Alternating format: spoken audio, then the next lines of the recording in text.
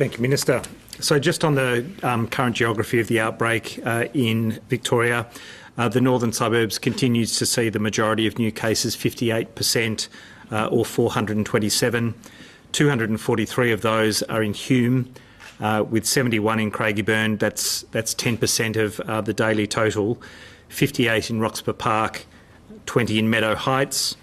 The western suburb area has 23% of new cases in suburbs such as Altona North, Tarneet and Point Cook.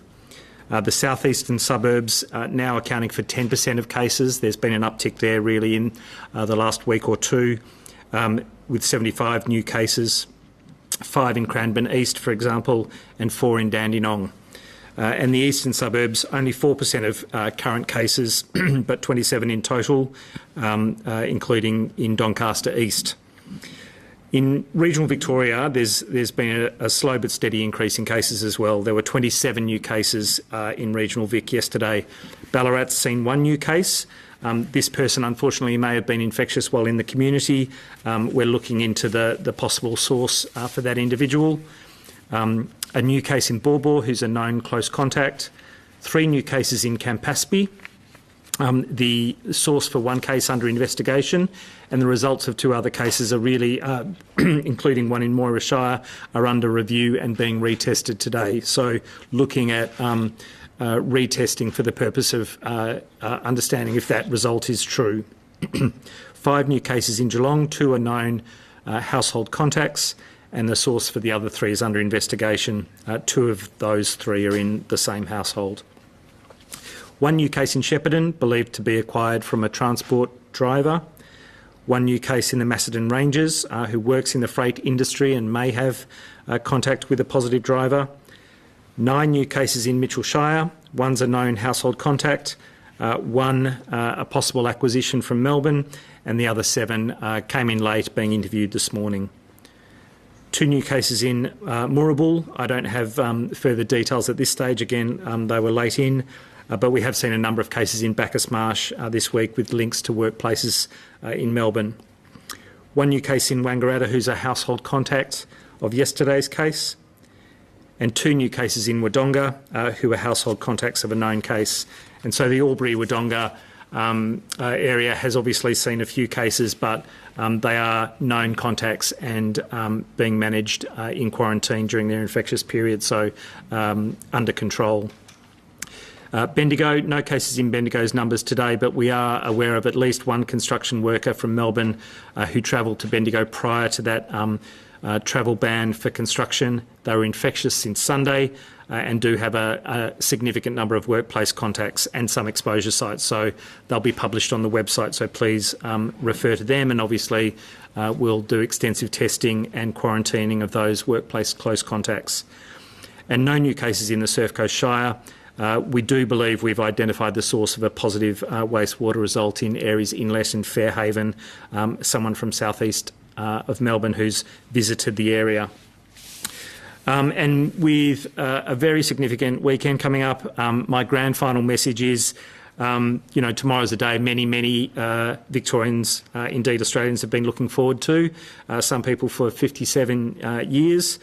Richard Willingham not here today, I see, no doubt getting informed for his home celebrations. Everyone in Victoria deserves to enjoy the day, and I hope everyone will. But there is a curfew in place in much of Victoria. We don't want to see crowds down at the Widden Oval. We don't want to see crowds down at Gosh's Paddock after the match or on Sunday, either in celebration or commiseration. It is those close contacts that put you, your friends and your households at risk. Enjoy your fancy cheese boards or whatever way you want to enjoy it at home. Put the barbecue on, but put your iPad up, have your phones on FaceTime, cry and scream and laugh and joke over the internet to connect with friends and family and enjoy the spirit of the day in full. But remember, as the Minister said, transmission's occurring in households. It's occurring between households. Yes, we have a number of exposure sites published, but still the overwhelming transmission that's occurring is between households for people who are not aware that they're positive, for some people who have not yet developed symptoms but are absolutely infectious, for some people at their most infectious without symptoms. So do not go to households thinking that I'll be all right. I don't have symptoms. It's just me. It's just my friends and family. Of course I won't transmit to them. That's exactly how we're seeing transmission occur. So I want people to enjoy the weekend, but please be aware of that risk, and don't be the person to put your household, put your mates and family households at risk. Thank you. Protests this week started on Monday. At least one aspect was mandatory vaccinations. The industry was given a week's notice, or workers were given a week to get it. People in the industry have since said that there was a lack of consultation from the government and the public health team on tea rooms, which they say are more than just a place where people sit down. It's where workers shower, get changed, things like that, and also on the vaccines. Do you accept any fault in how it was managed, and would you do anything differently in how you managed it if you had your time again? So the first thing about protesters is, this is not just about being anti-mandated vaccination. They are anti-everything. They are anti-lockdown. They are anti the shutdown on international travel. They are anti-mask. They are anti-social distancing. They think that everything will be solved by taking a horse deworming tablet, ivermectin, that gives you the runs and that puts some people in hospital. They are literally in a fantasy world. So if they've taken mandated vaccination as a hook, so be it. But let's not pretend that these are otherwise rational individuals. They are absolutely wacky. The engagement with the construction sector was largely done through Department of Jobs precincts and regions, but of course the public health team was involved. We have to move in an agile and urgent way when we're faced with rapidly changing epidemiology. Waiting a day can sometimes mean hundreds to thousands of cases down the track. There was a prioritisation for construction workers for vaccination. It wasn't taken up at the rate that we knew that we needed to see to protect them, to protect the industry, and to get the industry back at the earliest possible time. The mandate is not dissimilar to New South Wales mandate, which also happened in rapidly changing epidemiological circumstances, and they did the right thing in bringing it in because it's made a huge difference to vaccination coverage in their most at-risk areas. To the extent that people have felt left out by consultation, that it could have been done in advance or more so, sure, happy to take those lessons on board. But there's no question about the urgency of it, and the reason for a mandate is when you're not getting the kind of coverage and protection with vaccination that you know you need in order to protect not just that sector but the entire Victorian community. We knew that it was driving a third of workplace transmission and that it was a significant percentage of all community transmission and was seeding multiple regional areas. How long are you going to wait until there's another town, another city shut down because construction workers are unvaccinated or otherwise not having their transmission managed? We're all attached to tea rooms in one way or another, and I'm not pretending that it's just about the opportunity to sit down and have a blag with your mates. Of course there are other elements that might be essential in a tea room gathering, but from a public health perspective, we know how transmission occurs when you're eating and drinking, not wearing a mask, in close proximity, and then with a significant cohort within a workplace, not just in little bubbles, and you're in an indoor area, and that this is an industry where a lot of virus was being found. You know you have to do something, and you have to do it in an urgent way. What about messaging around it? In terms of that vaccine mandate and how things have played out, not necessarily, forget the protest for a second, but there's clearly some opposition within the construction industry. Anyone could have seen that construction workers were probably more likely to oppose a mandate than other industries. The way things have played out, do you think it would have been better simply just to shut the industry, give them some more time, shut them for say 2 weeks or longer, rather than introduce that mandate and give them a week? Well, we've actually seen sentiment within the construction industry that's very pro-vaccine. The vast majority, more than three-quarters, already declared that they're vaccinated, intending to be vaccinated, booked into vaccination. Another significant proportion of the remainder just haven't got around to it or haven't declared. There is something like 1% who are vociferously opposed to vaccination. So I wouldn't say that they're fervently anti-vaccine as an industry at all. And it is unfortunate that they're kind of tarred with a brush that paints them as some radical anti-public health measure sector. I don't think they are. I don't think they are remotely. I think the protesters are a hodgepodge, a bandwagon of people who are taking the opportunity to get their frustrations on the front page. But I think largely they are just an insult to every healthcare worker who, on this day, are treating some of them with the best of care in Victoria. It's a total insult to healthcare workers. I can only imagine how they watched those protests and their hearts sank at what they know it means for transmission. For everyone who's hospitalised, there's probably another 10 infectious people in the community. Whether or not this is a super spreader event, we'll see a picture of it in a couple of weeks' time. But these are individuals who, whether they're at a protest or otherwise, have kind of declared that they don't follow the rules. So no one in the public health team was remotely surprised that someone would turn up positive and hospitalised with COVID. You said you weren't seeing the number of vaccine uptake in the construction industry before the mandate came into force. Have you seen that this week? Absolutely. Increase? Absolutely, in their thousands. So previously, and again, it's not about being anti-vaccine, it's about not feeling the urgency that we know from a public health perspective is there. And there were a trickle of individuals coming forward for vaccination, despite the fact that we also had that incentive, if you like, for higher caps in construction with a higher proportion vaccinated.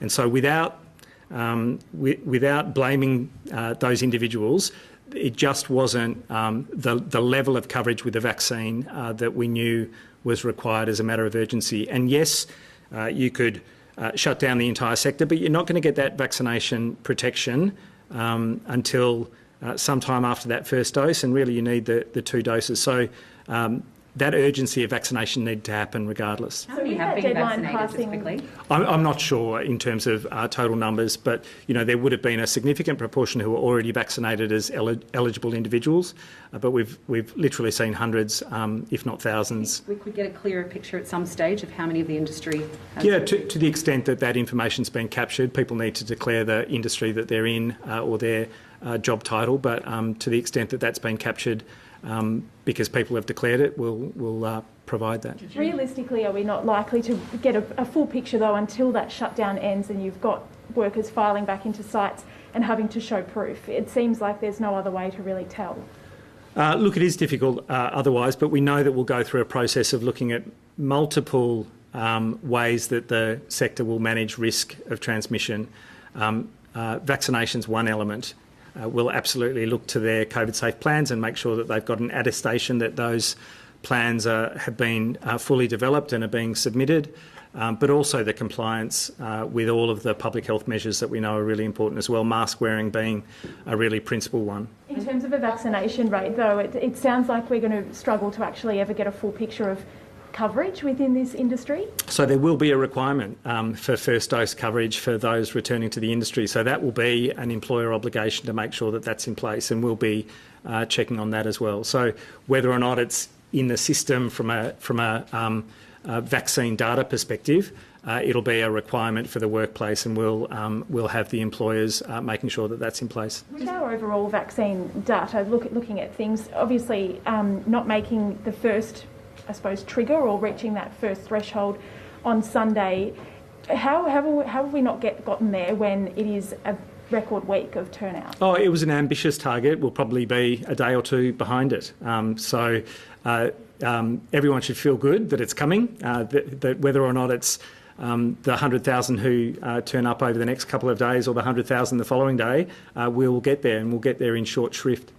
Just going back to the construction question, any prospect of allowing vaccinated construction workers to return to work sites? Prior to the 2 weeks? Correct. Look, I guess it's under consideration. That's not our intention at the moment. We do need that significant opportunity to both have construction workers vaccinated, but also to work through all of those other risk mitigations to make sure that the COVID-safe plans are there and that there's a gradual but very focused return to safe workplaces. The bulk of Victorians are very much looking at your roadmap now, looking at those dates, looking at the thresholds and what each one means for them. We've got some models that, COVID Live.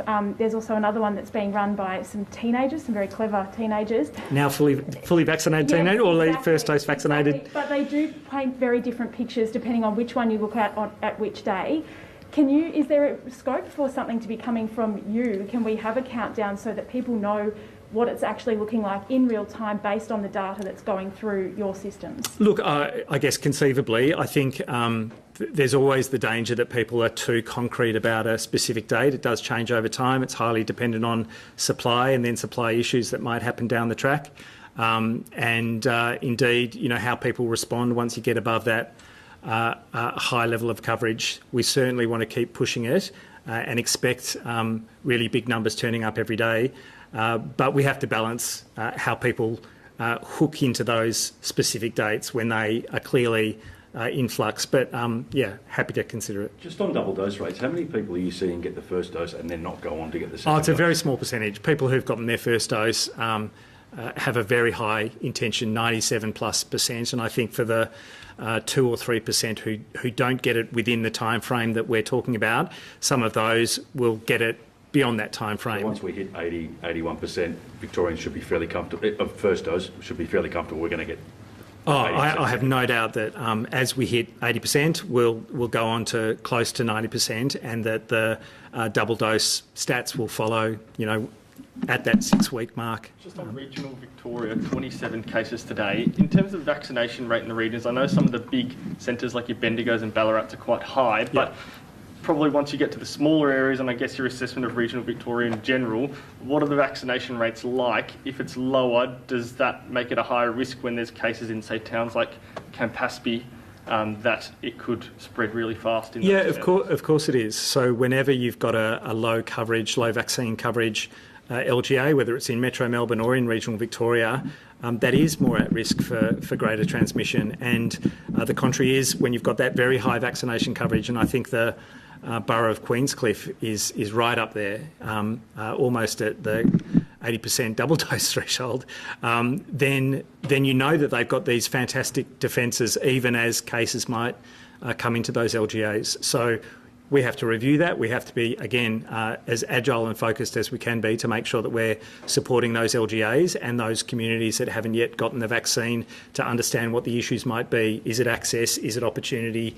Is it misconceptions about the vaccine, or is it just the reassurance of having more information at hand or more opportunities through pharmacies or GPs? What are the chances of regional Victoria, all of it, going back into lockdown, or do you think that we're past that point and you're just going to keep doing this local approach? Look, I think every day that passes with more and more regional Victorians getting vaccinated is, again, a greater defence against the need for a lockdown.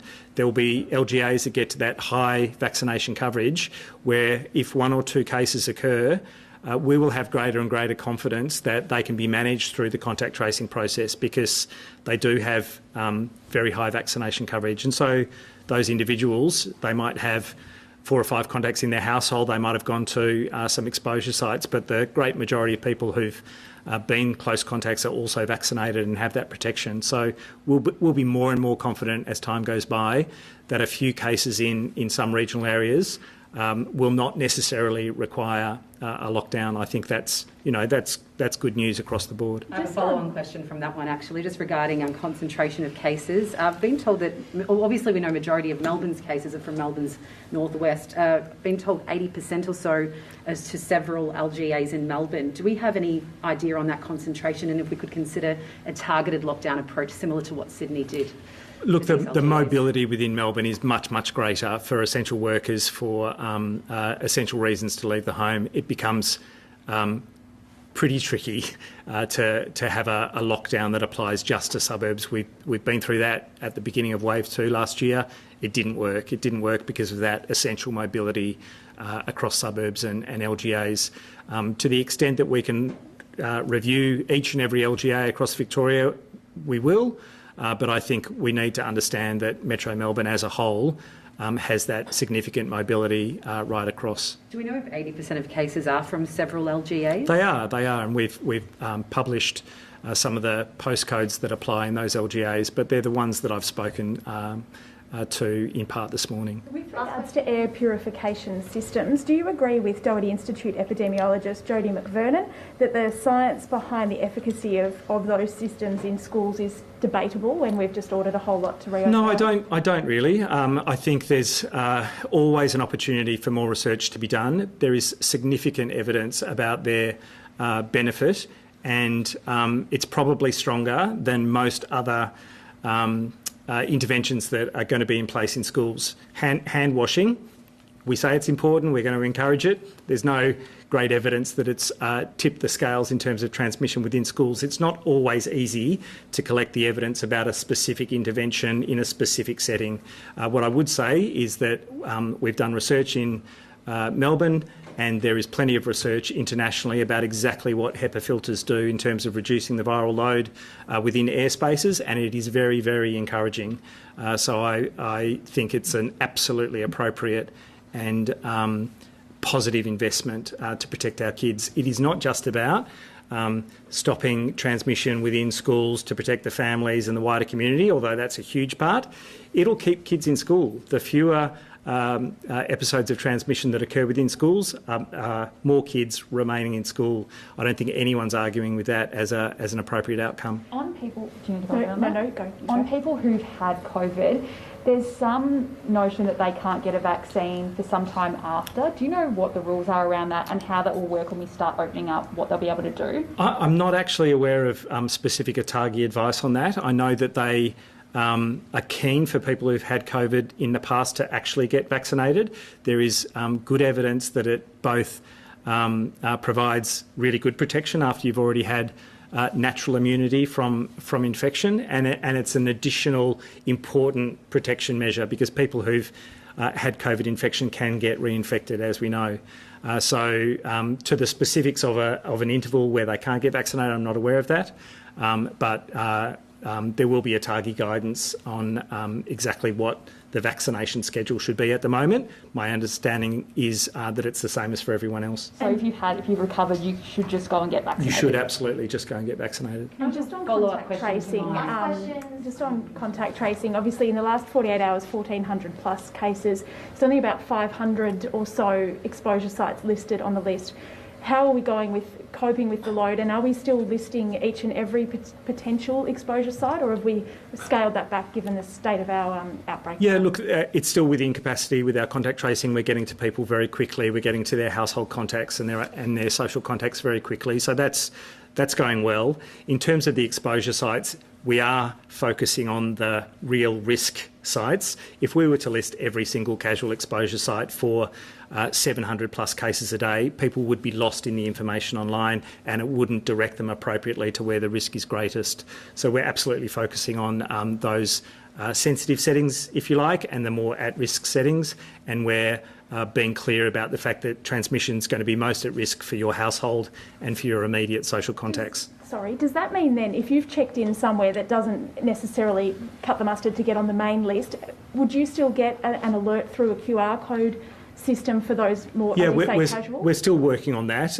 There are still benefits, obviously, for people to be aware that they might have been to a site at the same time as a positive case. So it's not to say that we won't follow up with those people who are checking in with a QR code and are potentially at risk. So we'll absolutely follow that. Is it reasonable then, would there be some people who are getting a QR code alert that if they then go and check the list, it's not on there and that's because it was that lower risk, but still follow what the text message says? That's right. Whatever message they get from public health, they should follow. I just need to do one more follow-on question because I didn't get to before, sorry, but 80% to 2 LGAs, that's quite concentrated. I didn't realise that was a confirmed number. So again, why don't we take New South Wales' approach and let the rest of Melbourne open up and just go back to a lockdown for those LGAs? So I don't know that that's a New South Wales approach. All of Sydney's in lockdown. LGAs. Sorry? When they were targeting LGAs, they were having harsher measures for particular LGAs. Also didn't work for Bondi. So, we need to take the lessons both in New South Wales and in Victoria in terms of what the benefits and risks are. the efforts need to be concentrated, not the lockdowns, in my view. I think our engagement, our communication, ramping up testing, ramping up vaccination in those most at-risk zones is exactly what New South Wales has done. It's exactly what we're doing here, and I think they're the best measures. Thanks all. Okay, thanks folks.